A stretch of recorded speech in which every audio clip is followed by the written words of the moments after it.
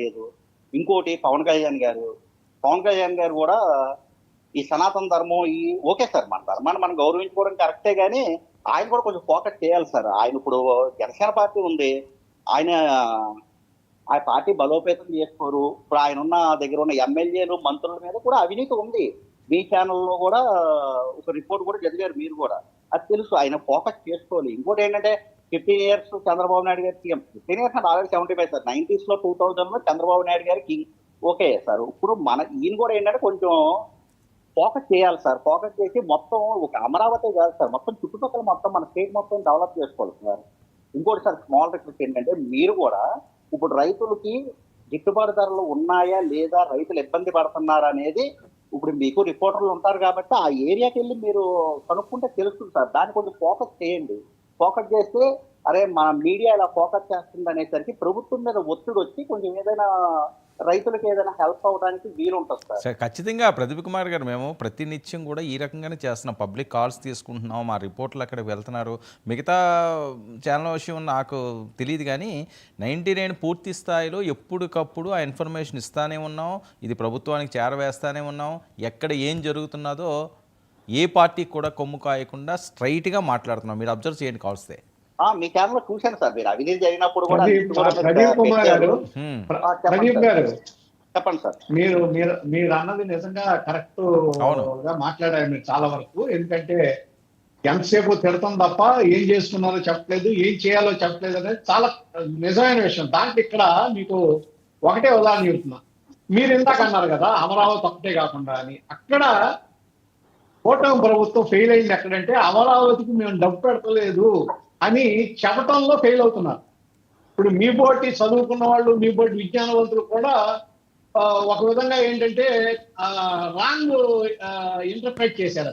ఇప్పుడు వచ్చింది మొత్తం అప్పు, దానికోసం ఇచ్చేది అప్పు. అది కూడా 30 సంవత్సరాల తర్వాత రీపేమెంట్ జరుగుతుంది. ఓకే, అది కూడా ప్రజల ముందు ప్రతిదీ చెప్పాలండి. ఒక చంద్రబాబు నాయుడు గారే కాకుండా మిగతా మంత్రులు కూడా ఆ శాఖలకు సంబంధించి కాదండి. శివరాంప్రసాద్ గారు ఇవంతా కూడా ప్రజల ముందు చెప్పాల్సిన అవసరం ఉందండి. చంద్రబాబు నాయుడు గారే ప్రెస్ కాన్ఫరెన్స్ లో ఎక్కువ చేస్తుంటారు, ఆయనే సుదీర్ఘంగా చెప్తుంటారు.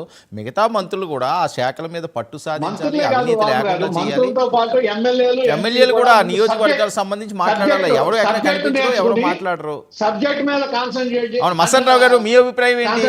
ప్రదీప్ కుమార్ గారు మాట్లాడిన మాటలు ఓవరాల్ గా ఇప్పుడు జరిగిన మనకి కాలర్స్ వాళ్ళు మాట్లాడినవి, వాళ్ళు మనతో షేర్ చేసుకున్న అభిప్రాయాలు ఎలా అనిపిస్తున్నదండి ఓవరాల్ గా కూటమి పాలనపై?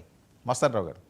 సో ఓవరాల్ గా ఏంటంటే ఒక విస్తృత స్పందన ఏంటంటే కొంతమంది ఏమో వాళ్ళు సూపర్ 6 కంటే కూడా ఆంధ్రప్రదేశ్ అభివృద్ధి ముఖ్యం అనేది వాళ్ళు ఫోకస్ చేయమంటారు.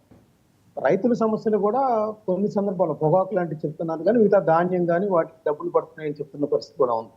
ఇంకోటి ఏంటంటే సూపర్ 6 హామీలకు సంబంధించి ఇప్పుడు మనకు వచ్చిన కాలర్లు చూస్తే 50% మాత్రమే వాళ్ళు దాని మీద చేయమంటున్నారు తప్పితే మిగతా వాళ్ళందరూ కూడా దానికంటే కూడా మాకు డబ్బులు ఇవ్వటం కంటే మౌలిక సదుపాయాలు కల్పించడం, హాస్పిటల్స్ బాగు చేసుకోవటం, స్కూల్స్ బాగు చేసుకోవటం, అవినీతి తగ్గించడం, వీటి మీద కాన్సన్ట్రేట్ చేయాలనేది ఒకటి. రెండోది అంటే మంత్రుల పనితీరు మీద, అదేవిధంగా ఎమ్మెల్యేలు అవినీతి ఉందనేది కూడా చాలా మంది చెప్తున్న పరిస్థితి మనం ఇక్కడ చూసాం. ఆమె లక్ష్మి గారు చెప్పారు అక్కడ 2-3 రూపాయలు వెళ్ళిపోతాయండి, ఇక్కడ కూడా మా ఎమ్మెల్యే గారు కూడా కనపడలేదు కూడా చెప్తున్నారు. సో ఇవన్నీ కూడా వాళ్ళ ఫీడ్బ్యాక్. అంటే ఎమ్మెల్యేలు ప్రజలతో మమేకం కావట్లేదు. యాక్చువల్గా చంద్రబాబు నాయుడు గారు అధికారంలో రాగానే 100 రోజులు ప్రణాళిక సిద్ధం చేసుకోమని చెప్పారు మంత్రులకు కానీ అందరికి కానీ. ఎందుకంటే 17 మంది మంత్రులు కొత్త వాళ్ళు, దానిలో 7 తొలిసారిగా ఎమ్మెల్యే అయినాడు. సో మంత్రులు కూడా వాళ్ళ శాఖల్లో జరుగుతున్న ఏంటి వాడు రివ్యూ చేయటం, ప్రజలకు తెలియజేయటం అనేది కూడా. ఒకటి చెప్తానండి వరం గారు, ఇప్పుడు కూటమి సర్కార్లో 3 పార్టీల మధ్య సమన్వయ కమిటీ ప్రతి నియోజకవర్గంలో వేస్తానని చెప్పారు. ఈ రోజు కూడా వేయలేదు.